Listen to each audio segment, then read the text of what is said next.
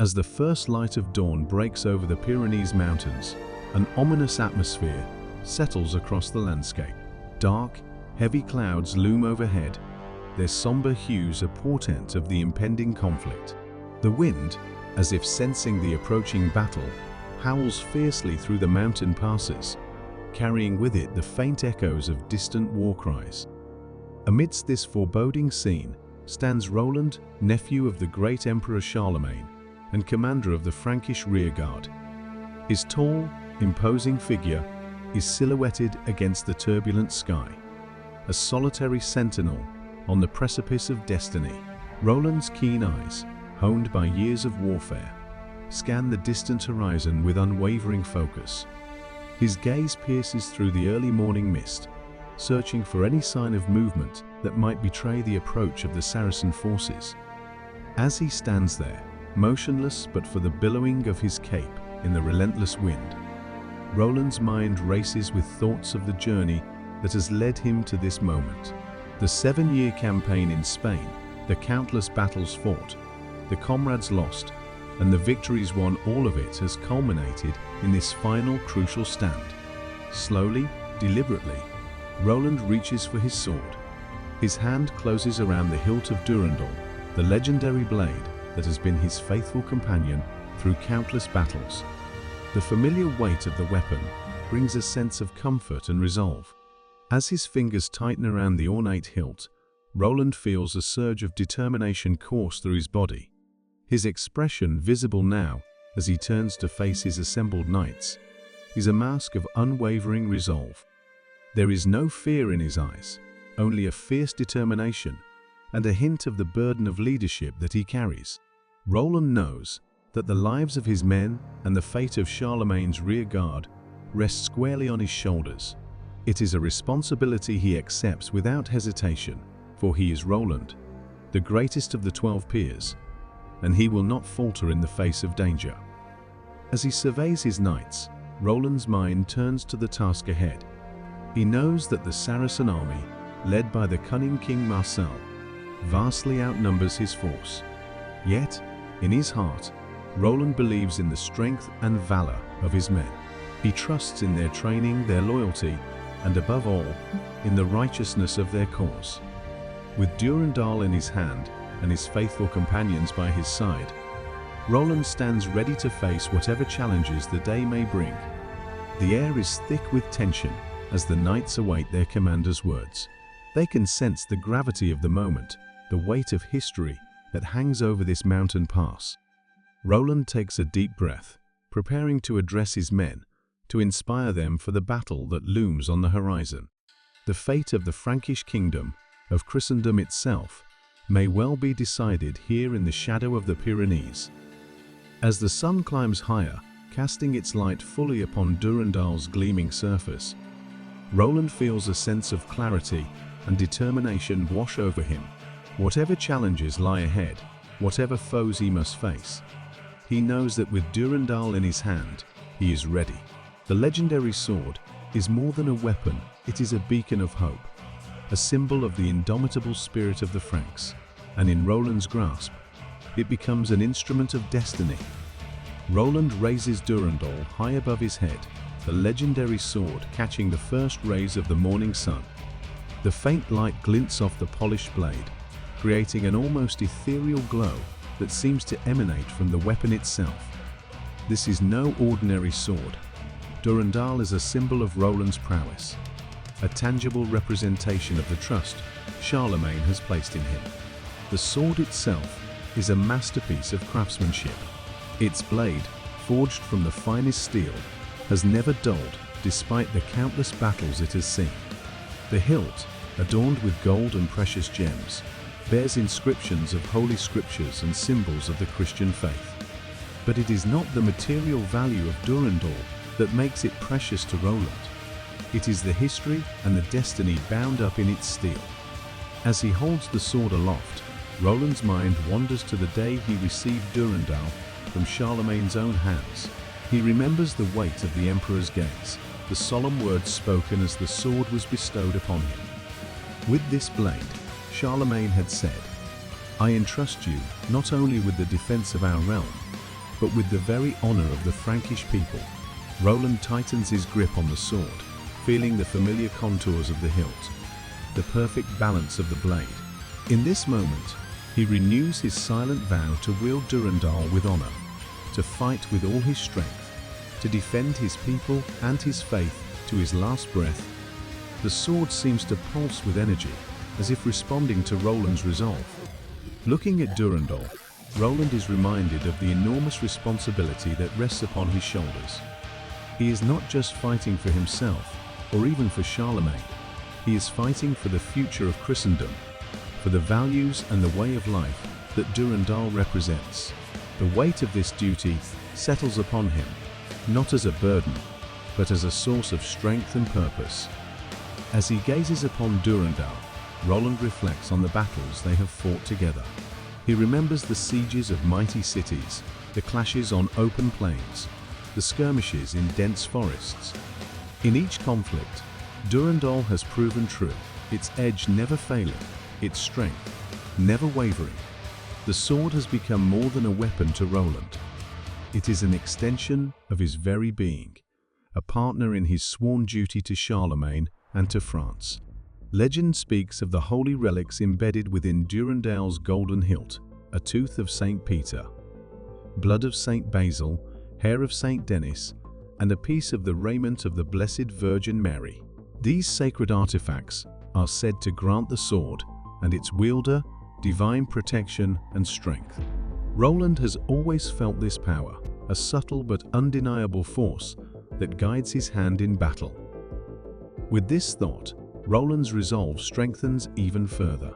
He silently vows to be worthy of Durandal, to live up to the legacy of those who came before him, and to use the sword's power in service of the highest ideals. As he prepares to face the coming battle, Roland knows that with Durandal by his side, he carries not just a weapon, but a symbol of divine favor and the embodiment of the cause for which he fights. As the first rays of sunlight catch the engravings, Roland sees the patterns shimmer, almost as if they are moving. For a brief moment, he feels a connection to all the great warriors who have wielded holy weapons in defense of their faith, from the biblical David to the legendary Arthur. He is part of this timeless tradition, another link in the chain of champions chosen to bear a sacred blade. The weight of this responsibility settles on Roland's shoulders, but it does not burden him. Instead, it fills him with a sense of purpose and determination. He knows that with Durandal in his hand, he fights not just for Charlemagne or for the Frankish kingdom, but for something greater, for faith, for justice, and for the very future of the Christian world. As Roland holds Durandal, he can almost feel the presence of the saints, whose relics are enshrined within its hilt. The tooth of Saint Peter, he muses, symbolizes the foundation of the church and the strength of faith. The blood of Saint Basil represents wisdom and steadfastness in the face of adversity. The hair of Saint Denis, patron saint of France, connects the sword to the very soul of the nation Roland has sworn to defend. According to the tales passed down through generations, Durandal was forged by the legendary weaponsmith Roland, known for creating magical and unbreakable weapons. The smith is said to have worked for 3 years and 3 days, pouring all his skill and knowledge into this single blade. The result was a sword of unparalleled quality, a weapon worthy of the greatest heroes. The ancient patterns etched into Durandal's blade seem to come alive as Roland examines the sword closely. Each intricate design, each carefully engraved symbol, tells a story of the sword's illustrious history and the sacred power it is said to possess. Roland's eyes trace the patterns, his mind recalling the legends associated with each marking. These holy relics, Roland believes, do more than just consecrate the sword. They infuse it with a power beyond the physical realm. In battle, Roland has often felt as if an unseen hand guides his strikes, as if the combined strength of the saints flows through Durandal and into his own arm. This belief has bolstered his courage in the direst of circumstances, allowing him to face overwhelming odds with unwavering resolve. and the peace of the Blessed Virgin Mary's raiment imbues the sword with divine protection and grace. The engravings on the blade itself are a mix of Christian symbolism and ancient runes, a testament to the sword's dual nature as both a holy relic and a formidable weapon. Crosses, chalices, and angelic figures intermingle with symbols of strength, victory, and protection. Roland's fingers trace a particularly prominent engraving, a stylized depiction of the Archangel Michael, patron of warriors, his sword raised in eternal vigilance against the forces of evil. As he studies the sword, Roland recalls the words of Archbishop Turpin, who once explained the significance of Durandal's markings.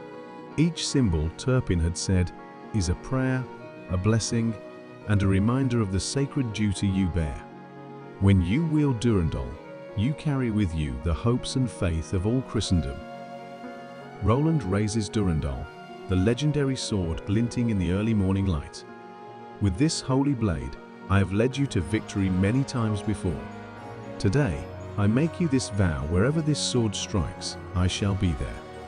Wherever the fighting is thickest, you will find me. And I know, my brothers, that you will be there beside me, for we are one in purpose and in spirit. Remember who you are, Roland's voice rings out. You are the peers of Charlemagne, the flower of Frankish chivalry.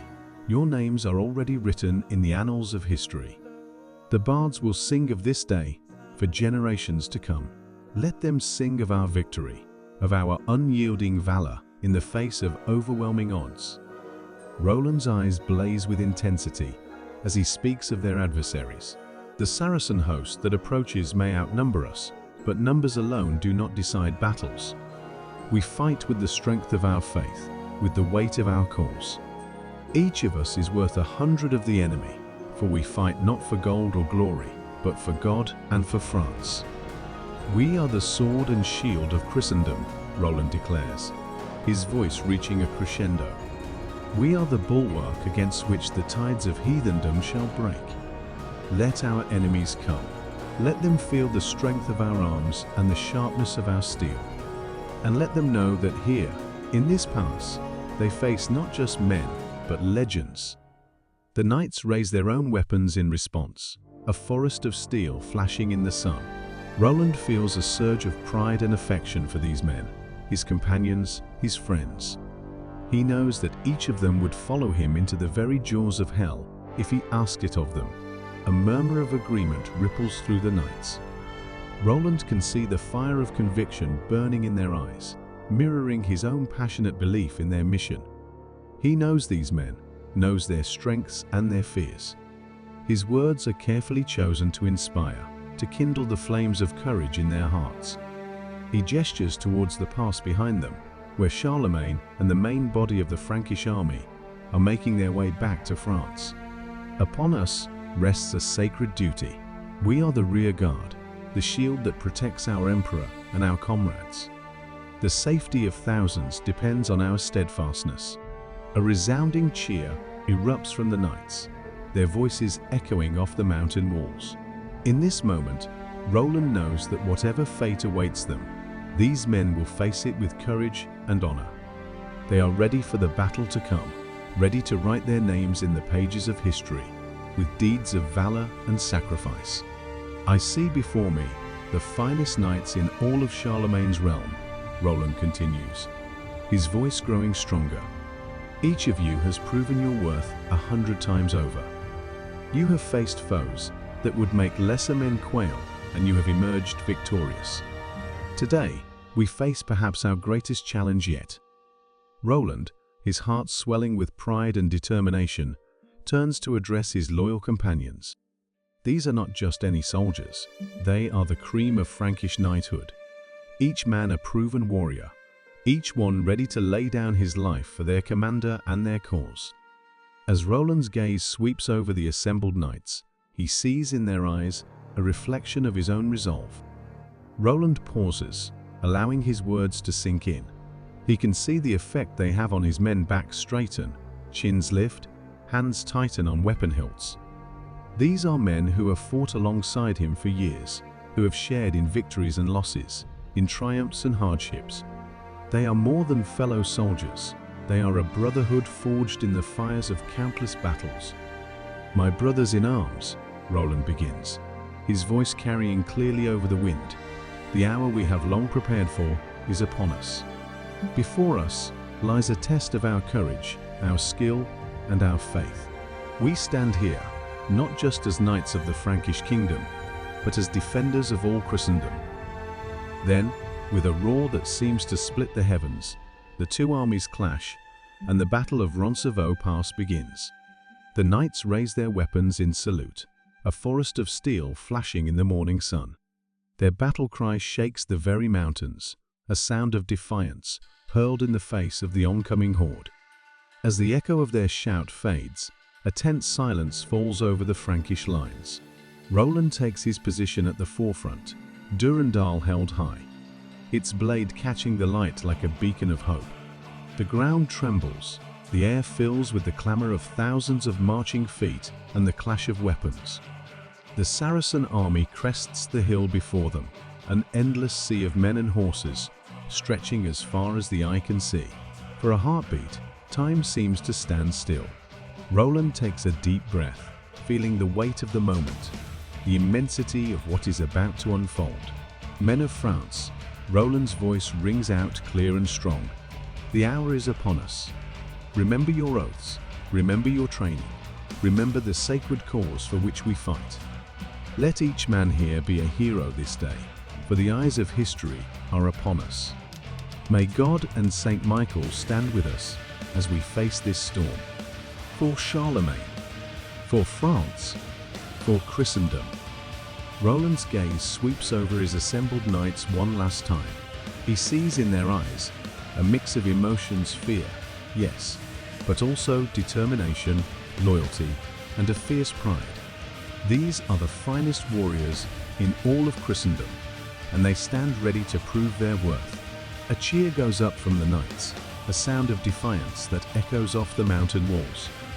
Roland feels a surge of pride in his men, in their unwavering courage in the face of such daunting odds.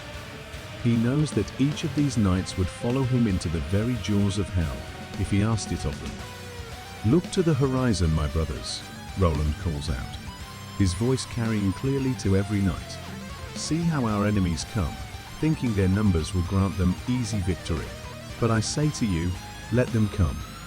Let them break themselves against our lines like waves against a cliff. For we stand here not just as men, but as the very embodiment of Frankish might and Christian valor." As the Saracen army draws nearer, Roland's mind races with tactical considerations. He quickly assesses the terrain, noting the narrow confines of the mountain pass. It's a double-edged sword, he realizes. The pass will funnel the enemy, preventing them from bringing their full numbers to bear at once. But it also leaves his own forces with little room to maneuver. No easy path of retreat. Not that retreat is an option, Roland reminds himself grimly. They are the rear guard, the last line of defense, protecting Charlemagne's retreating main force. Every moment they can delay the Saracen advance is crucial, buying time for the Emperor and the bulk of the Frankish army to reach safety. But then he feels the reassuring weight of Durandal in his hand, hears the steady breathing of his loyal knights around him. Roland's resolve hardens further. Numbers, he reminds himself, do not decide battles alone. Faith, skill, and courage count for far more than mere quantity of soldiers. The sound of the approaching army grows louder, the ground beneath their feet beginning to tremble with the march of thousands. Roland turns his gaze to the horizon, where the first glints of sunlight on armor and weaponry can be seen. The Saracen host is vast, their numbers seeming to stretch endlessly across the landscape. For a moment, the sheer scale of the enemy force threatens to overwhelm Roland's senses. As he speaks, Roland feels a change come over him. The last vestiges of doubt and fear melt away, replaced by a calm certainty. This, he realizes, is what he was born for. All his years of training, all the battles he's fought, have been preparation for this moment. Here, in this mountain pass, Roland will make his stand, and it will be a stand remembered for ages to come. The fall of their commander sends shockwaves through the Saracen ranks. Roland seizes the moment, rallying his knights for a counterattack. They surge forward, pushing the momentarily disorganized enemy back. For a brief, glorious moment, it seems as if they might turn the tide of the battle. But Roland is too experienced a commander to let this small victory cloud his judgment. He knows that this is but a momentary respite. The Saracen army is vast, and for every warrior they fell, 2 more seem to take his place. The Frankish knights, though fighting with unmatched valor, are beginning to show signs of fatigue. The narrowness of the pass works in their favor, just as Roland had hoped. The Saracens, unable to bring their full numbers to bear at once, find themselves funneled into a deadly bottleneck. Roland and his knights make them pay dearly for every inch of ground, the pass quickly becoming slick with blood and littered with fallen bodies. Yet, despite their valiant efforts, Roland can see that they are slowly being pushed back. The sheer weight of numbers is telling, the endless waves of Saracen warriors, slowly but surely wearing down the Frankish defenses. Roland grits his teeth, pushing himself to fight harder, to be everywhere at once, shoring up weak points in the line and rallying his men wherever their spirits seem to flag. Their duel is epic, a clash of titans amidst the chaos of the larger battle. The Saracen is skilled, his curved scimitar flashing dangerously close to Roland several times. But Roland is fighting for more than just his life. He's fighting for his men, for Charlemagne, for all of Christendom. With a roar of defiance, Roland brings Durendal down in a mighty arc. The holy blade cleaves through the Saracen's guard, felling the warrior in a single decisive blow.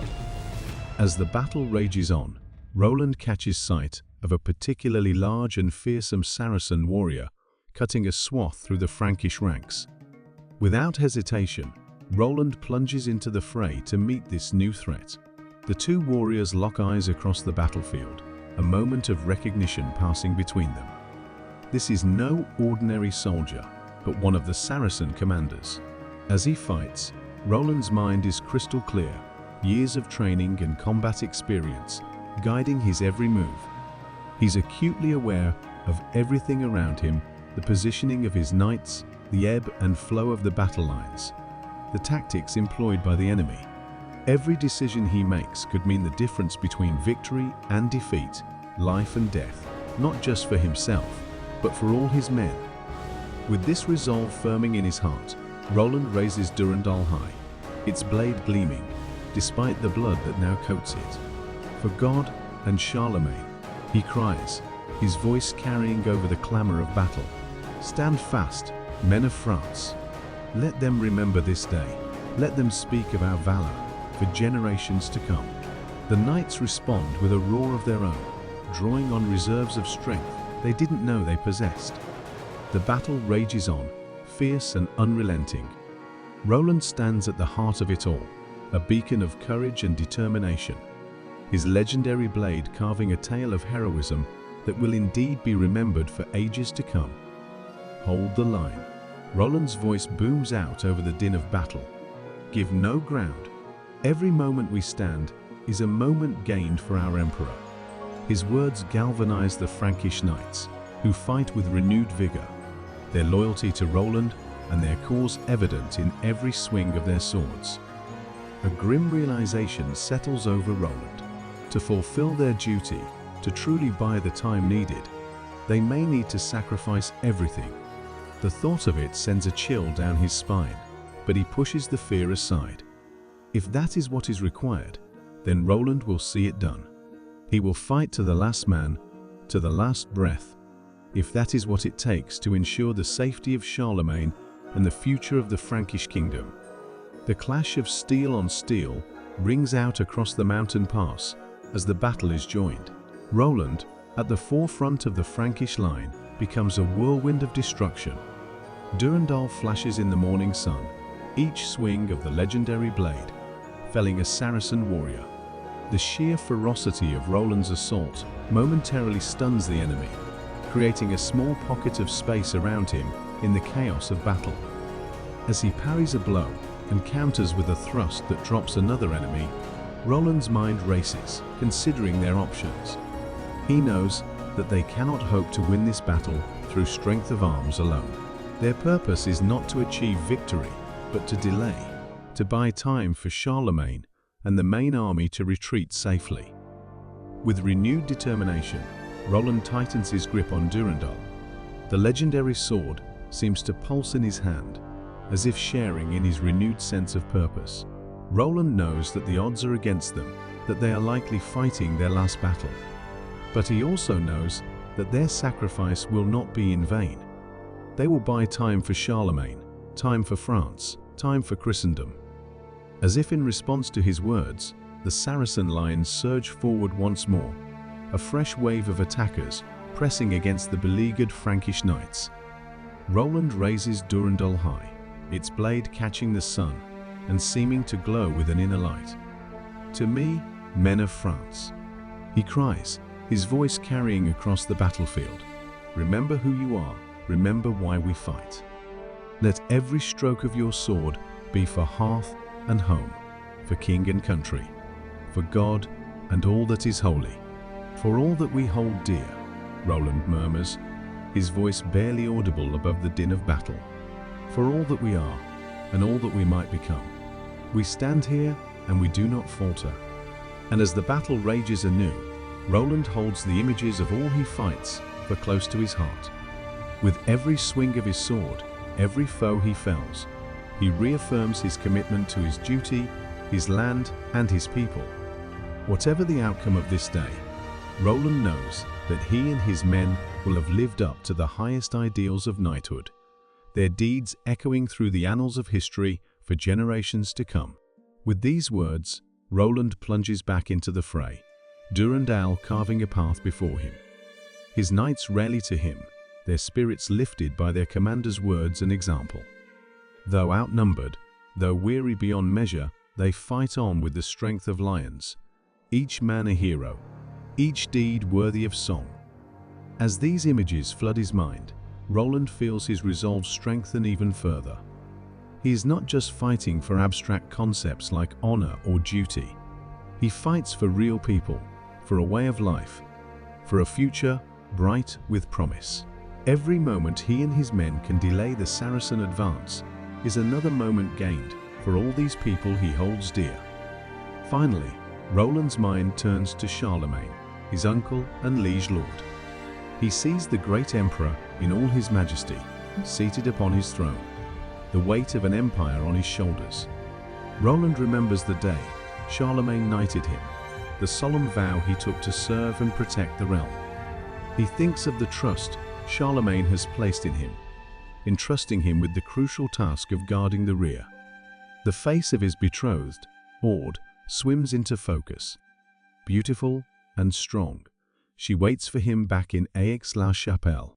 Roland feels a pang of regret, wondering if he will ever see her again, if he will ever have the chance to make her his wife. But even as the thought crosses his mind, he pushes it aside. He knows that Aude would understand, would be proud of him for putting duty first. His thoughts shift to his companions, the brave knights who fight alongside him. Oliver, his closest friend and confidant, whose wisdom has so often tempered Roland's own impetuousness. Archbishop Turpin, whose faith and martial prowess make him both a spiritual leader and a fearsome warrior. Each of the 12 peers, loyal beyond measure, ready to lay down their lives for their cause. Roland's heart swells with affection and pride for these men, his brothers in all but blood. As the battle rages on, Roland finds himself in a brief moment of respite, a small pocket of calm in the storm of combat. His breath comes in heavy gasps, his arms ache from the constant swing of Durendal, and the acrid smell of blood and sweat fills his nostrils. In this fleeting pause, Roland's mind drifts, recalling all that he fights for, all that he must protect.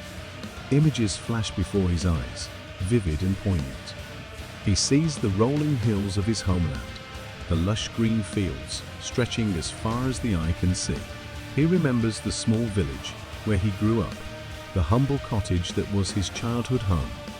The faces of his parents appear in his mind's eye, their expressions filled with pride as they watched him set off to join Charlemagne's court. Roland's thoughts turn to the people of France, the countless men, women, and children who depend on him and his fellow knights for protection. He sees farmers tending their crops, craftsmen at their trades, children playing in village squares. These are the lives he defends, the future he fights to preserve. He pauses, letting his words sink in. The knights listen intently, their faces a mix of exhaustion and unwavering determination.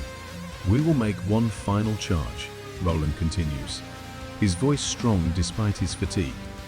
"We will drive into the heart of their army, sowing chaos and confusion. This may be our last act in this world, but it will be one that ensures the safety of our emperor and the future of our kingdom.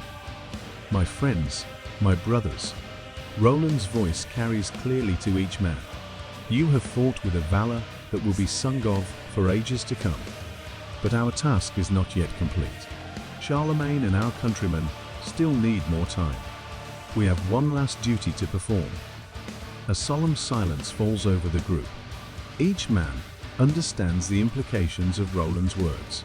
This is likely to be a suicide mission, a last glorious stand against overwhelming odds. Oliver steps forward, placing a hand on Roland's shoulder. "We are with you, my friend," he says, his voice firm.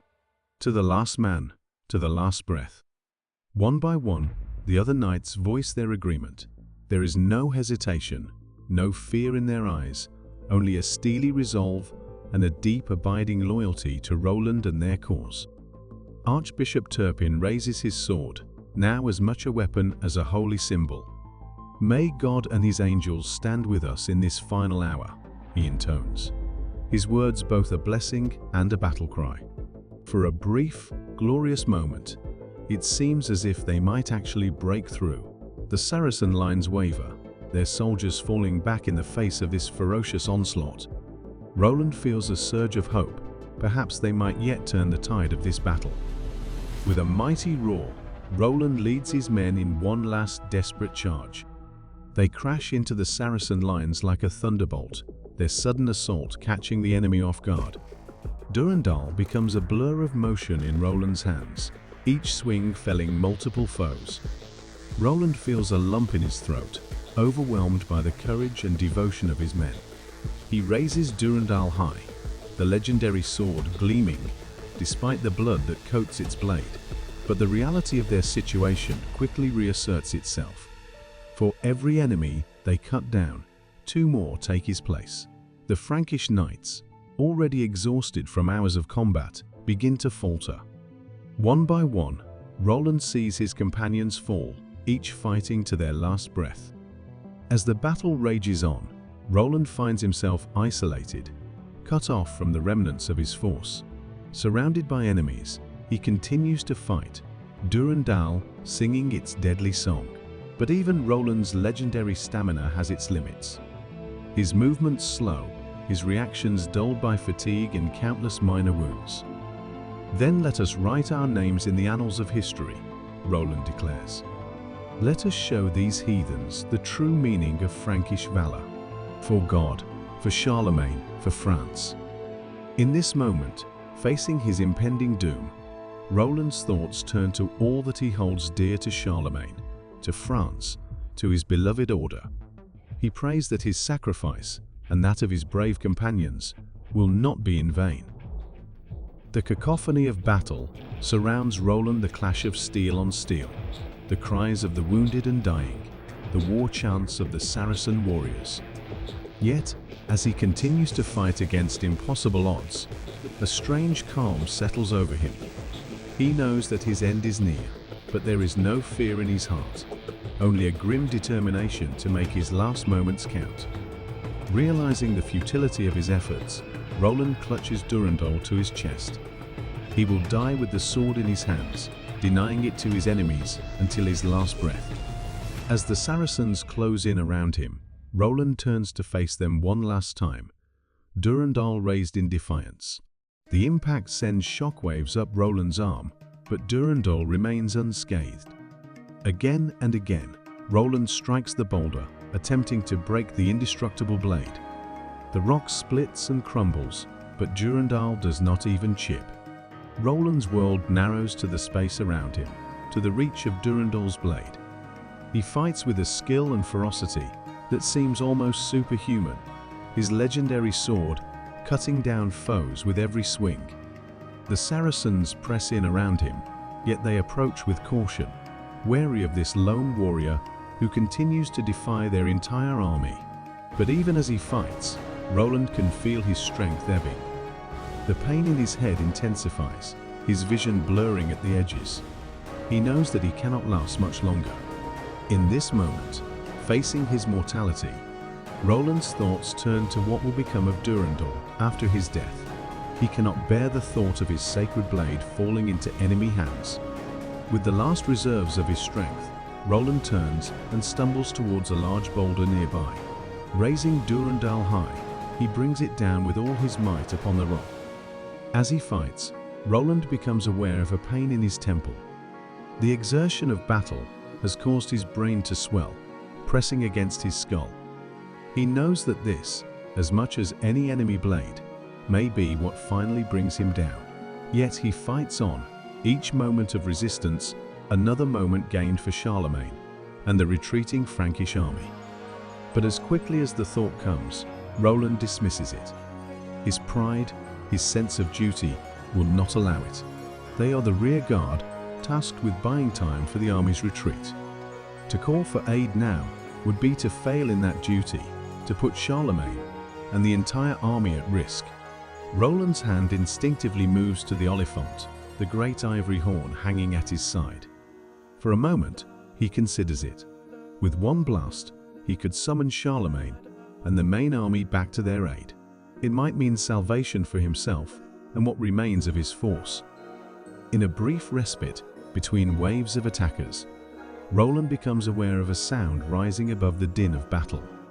It's Oliver's voice, calling out to him from somewhere in the chaos. Roland tries to locate his friend, but the press of enemies is too thick. Roland, Oliver's voice carries clearly now. Sound the horn. Call for aid. No, Oliver. Roland shouts back, though he's not sure if his friend can hear him. We fight on. We die here if we must, but we will not fail in our task. With renewed vigor, Roland throws himself back into the fray. Durendal flashes in the sunlight, its blade unstoppable. Roland becomes a whirlwind of destruction, his every move dealing death to the enemy. Lord God, our Father, Roland whispers, his voice barely audible. I have served you and your people to the best of my ability. I pray that you will forgive my sins and receive me into your kingdom. With the last of his strength, Roland turns his face to the sky. He sees, or perhaps imagines, angels descending from heaven, coming to bear his soul to paradise. A sense of peace washes over him. The effort of blowing the horn is too much for Roland's battered body. He feels something burst in his head, and his temples begin to bleed. His legs give way beneath him, and he sinks to his knees, still clutching Durendal. As the light fades from his eyes, Roland's fingers tighten one last time around Durendal's hilt. Even in death, he will not relinquish the sacred blade. And so falls Roland, greatest of Charlemagne's paladins. His body may lie broken on the field of battle, but his spirit, his courage, his unwavering loyalty will live on in song and story for centuries to come. The Battle of Roncevaux Pass is over, but the legend of Roland is just beginning. As his life ebbs away, Roland's thoughts turn to all that he has fought for, to Charlemagne, to France, to Christendom. He thinks of his companions, the brave knights who gave their lives alongside him. He thinks of Aude, his beloved, and sends a silent prayer for her happiness. Roland takes a deep breath and blows into the horn with all his remaining strength. The sound that emerges is unlike anything he has ever produced before. It echoes off the mountain walls, carrying far beyond the confines of the pass. It is a sound of sorrow and triumph, of farewell and undying loyalty. As night falls over the battlefield, the stars come out one by one, bearing silent witness to the epic struggle that has unfolded in this remote mountain pass. The tale of Roland's last stand will be told and retold, growing in the telling, inspiring generations of warriors and poets alike. In death, Roland has achieved the immortality reserved for only the greatest of heroes. In the distance, carried on the wind, comes the sound of horns and the thunder of hoofbeats. Charlemagne, having heard Roland's last call, is returning with the full might of the Frankish army. But for Roland and his brave companions, it is too late. Their sacrifice, however, has ensured the safety of their emperor and the future of their kingdom. With trembling hands, Roland raises the oliphant to his lips. Not to call for aid, it is far too late for that, but to sound one last note of defiance, to let Charlemagne know that they fought to the very end. The sun hangs low in the sky, casting long shadows across the battlefield. The once fierce combat has dwindled to scattered skirmishes. The mountain pass, which hours ago echoed with the sounds of clashing armies, is now eerily quiet, save for the groans of the dying. The pain in Roland's head has become almost unbearable, his vision swimming in and out of focus. He knows that his life is measured now, not in hours or even minutes, but in heartbeats. Yet there is no fear in him, no regret. He has done his duty, held the pass long enough for Charlemagne and the main army to retreat safely. Roland stands alone atop a small hill, surrounded by the bodies of fallen foes. His armor is battered and broken, blood seeping from countless wounds. Yet he remains upright, Durandal clasped tightly in his hand, its blade still gleaming despite the carnage it has wrought.